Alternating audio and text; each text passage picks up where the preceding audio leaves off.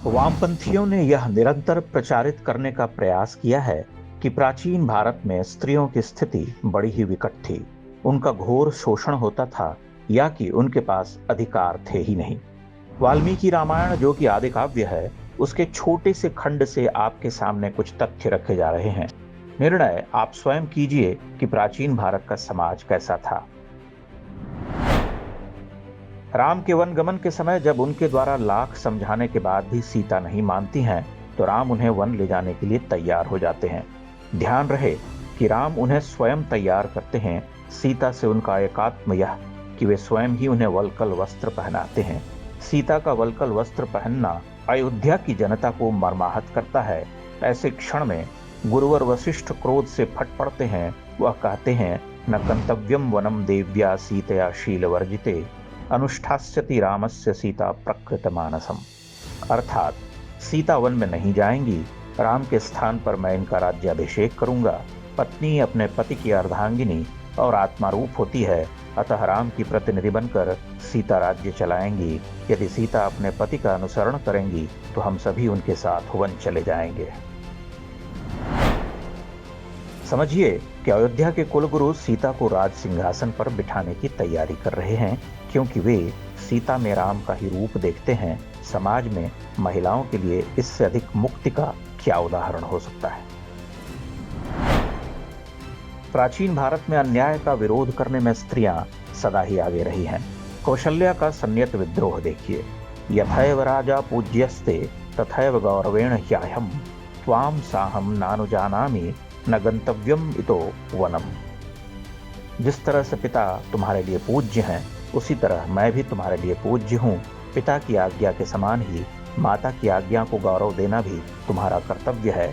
महाराज ने तुम्हें वन जाने को कहा है, किंतु मैं इसका विरोध करती हूँ। मैं तुम्हें वन जाने की अनुमति नहीं देती।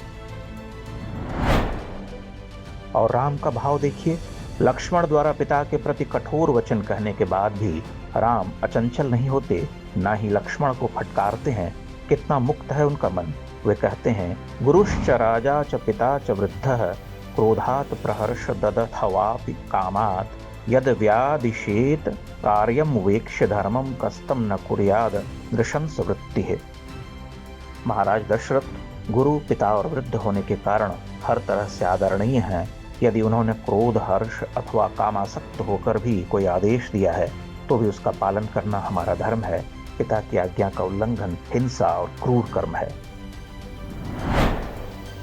ध्यान रहे, वे इतने मुक्त हैं कि कहते हैं, अगर वृद्ध पिता ने काम में आसक्त होकर भी ऐसा आदेश दिया तो भी वरेण्य है। इससे न सिर्फ यह पता चलता है कि पिता गुरु के प्रति आदर्श व्यक्ति समर्पित था, बल्कि वह काम को भी सहज वृत्ति के रूप में लेता था। उसका कोई हव्वा नहीं था।